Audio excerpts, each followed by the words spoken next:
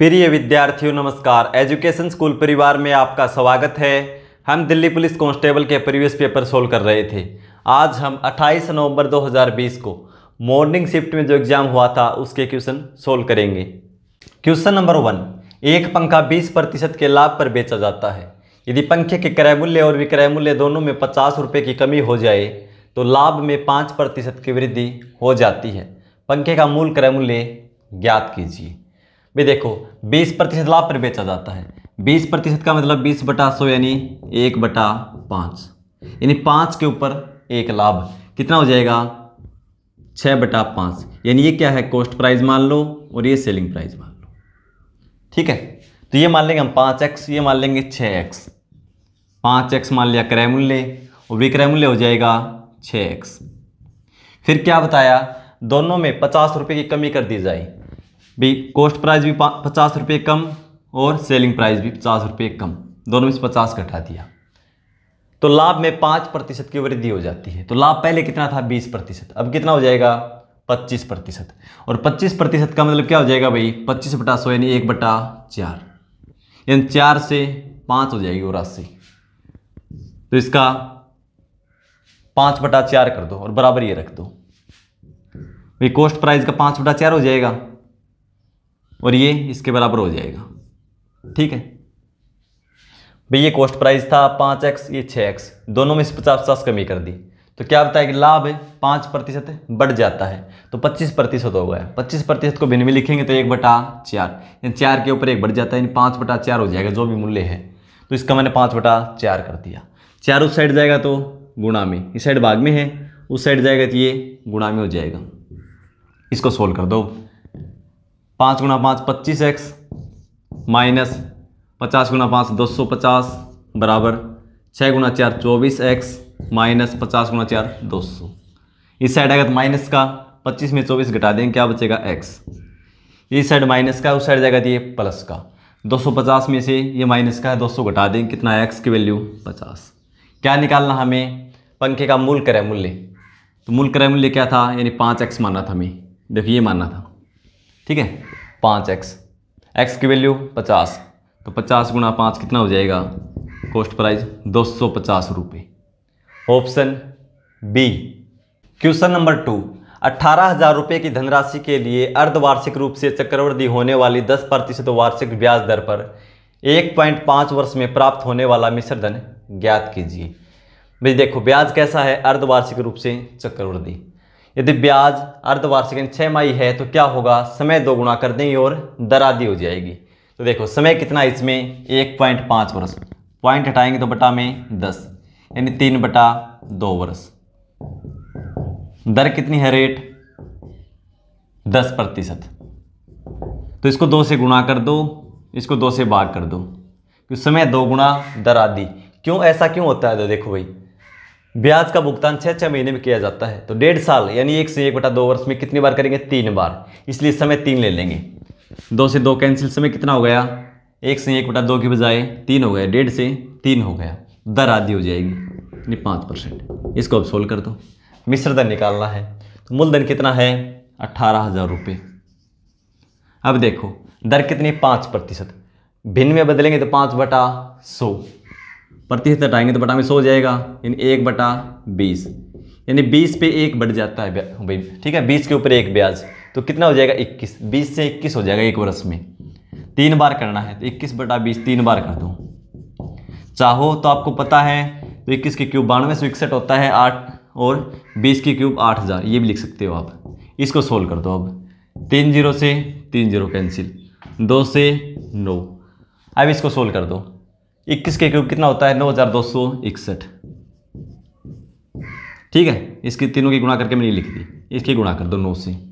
9 एकम 9, 9 छके 54, 5, 18 और 5 23, 2 81 और 2 83, और भाग में कितना है 2 × 2 4, 4 से भाग कर दो। 4 से देखो 2 बार में, फिर भाग नहीं जाएगा 0, 4 8 32 बचेगा 1, 4 3 12 बचेगा 2, 4 7 28 बचेगा 1, 4 दूनी 8 बचेगा 2, 4 5 20, यानी 20,837.25 रुपये हो जाएगा मिश्र धन। ठीक है, 20,837.25। Option B.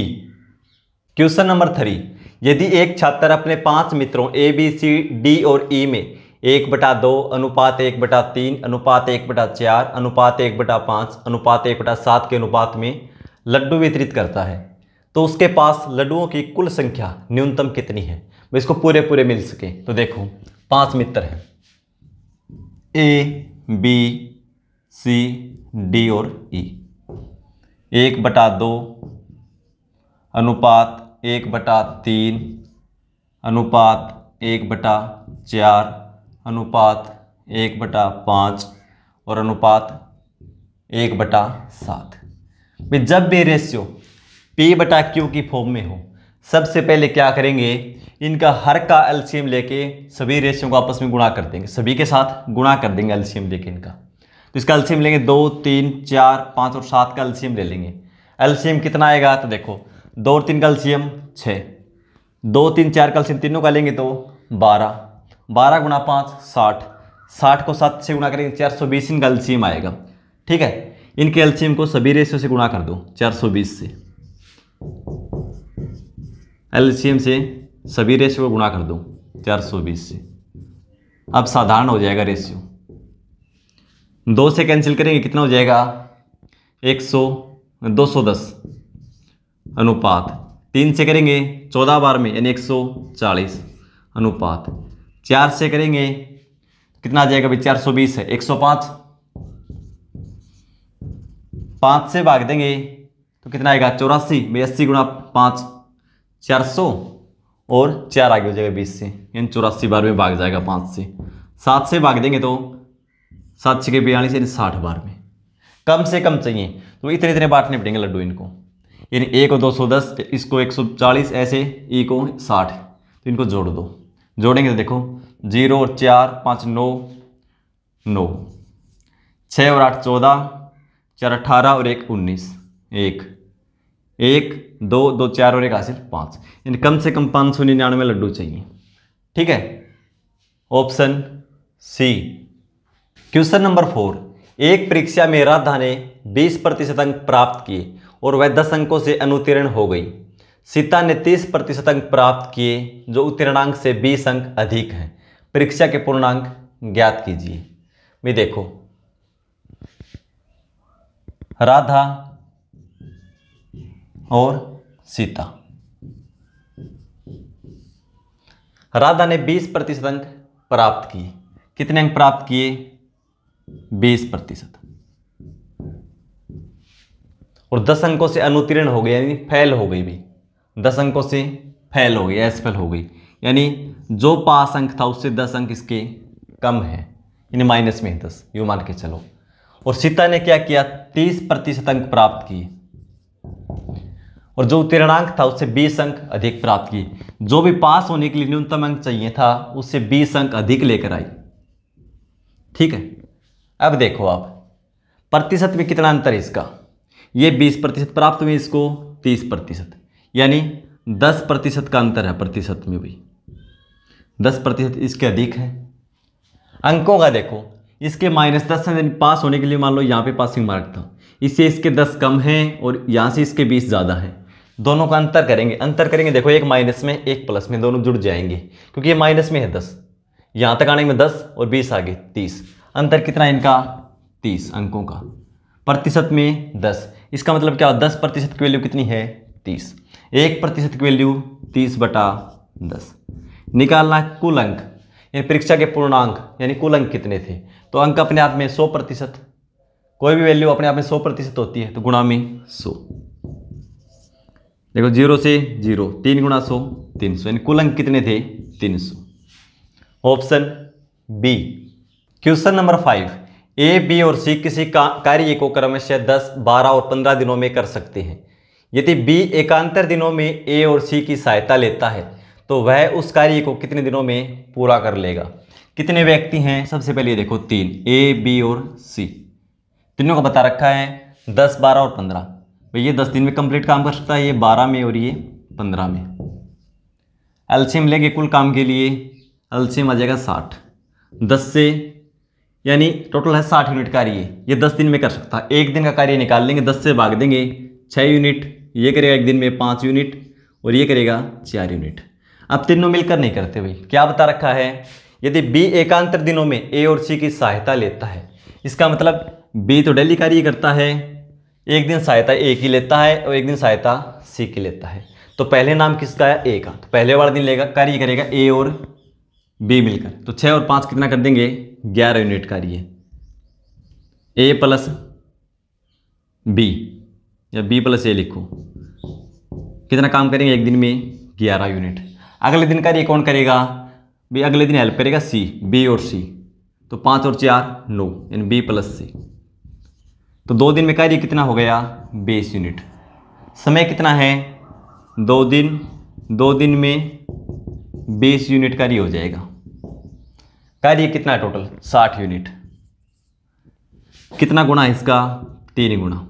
तो समय भी क्या है, 3 गुना लगेंगे, 2 को 3 से गुणा कर दो, यानी कंप्लीट कार्य 6 दिन में हो जाएगा। ठीक है, ऑप्शन सी। क्वेश्चन नंबर 6, एक दुकानदार एक वॉशिंग मशीन के अंकित मूल्य पर 12% की आरंभिक छूट देने के बाद रियायती मूल्य पर 18% की छूट देता है। यदि अंतिम बिक्री मूल्य 19,844 रुपये है तो उसका अंकित मूल्य ज्ञात कीजिए। उसका अंकित मूल्य मान लिया हमने 100 रुपये, और पहले छूट कितनी देता है भाई, 12%।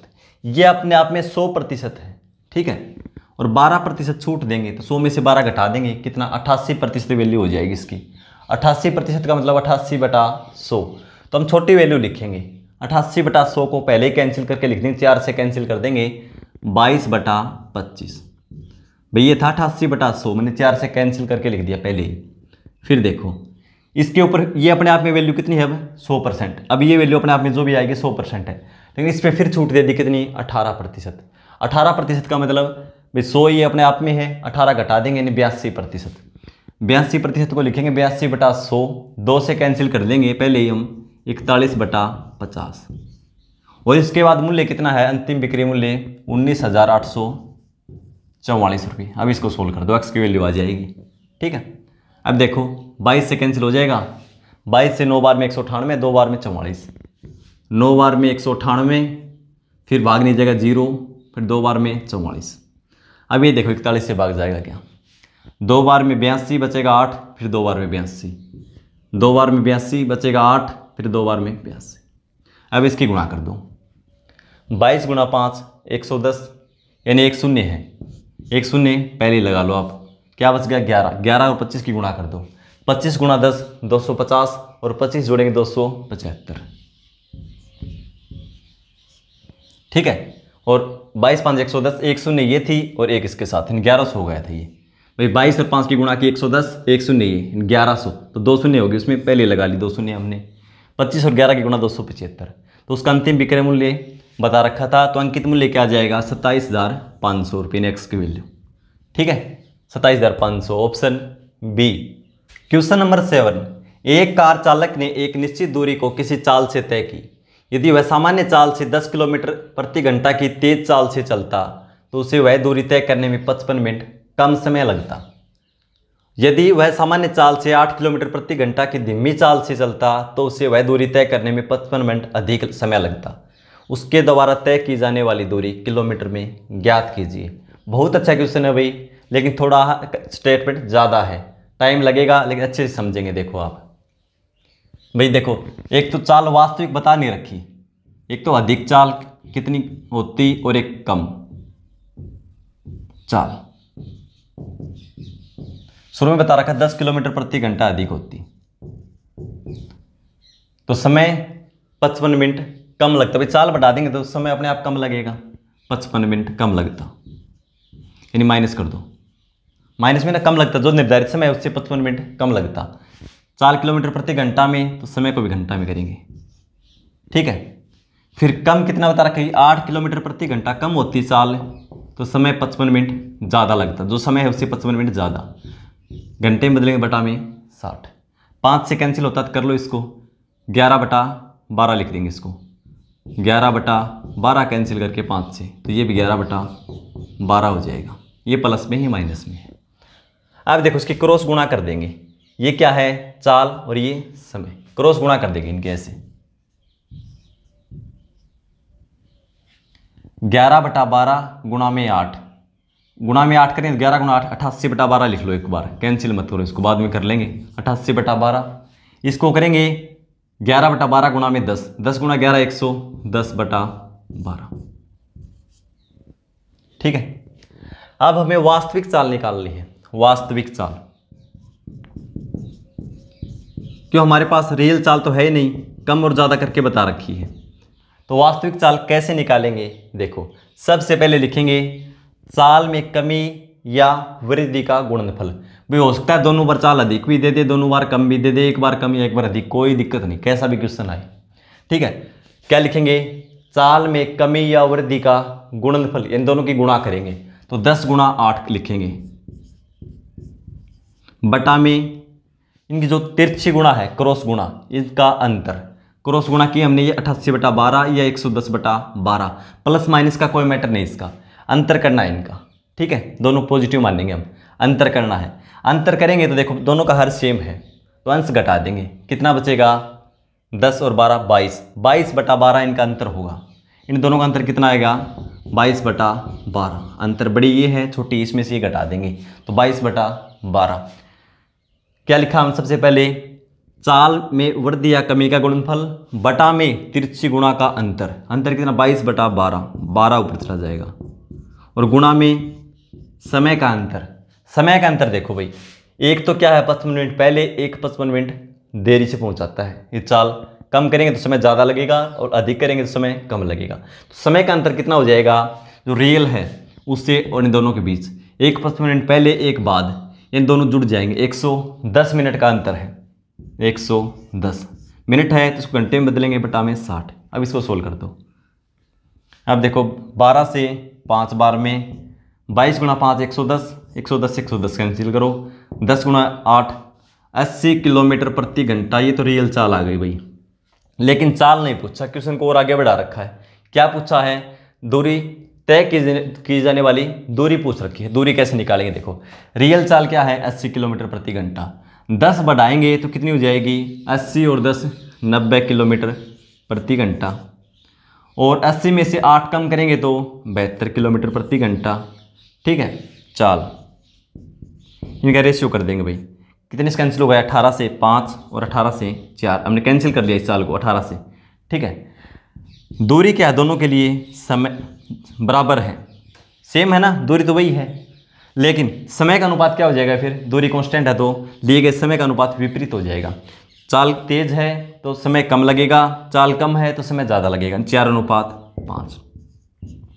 समय का अंतर देखो कितना है, अनुपात का 1 का, और रियल में समय का अंतर है कितना, हमने अभी निकाला था 110 मिनट, क्योंकि 155 मिनट पहले 155 मिनट बाद, तो क्या होगा, रियल अंतर कितना है 110 मिनट का, यानी 1 की वैल्यू 110। तो इनमें से अब कौन सा कब निकाल लो, उसी से हम निकाल लेंगे अब दूरी। या तो समय ये लोगे तो चाल ये लेंगे 72, समय ये लोगे तो चाल 90 लेंगे।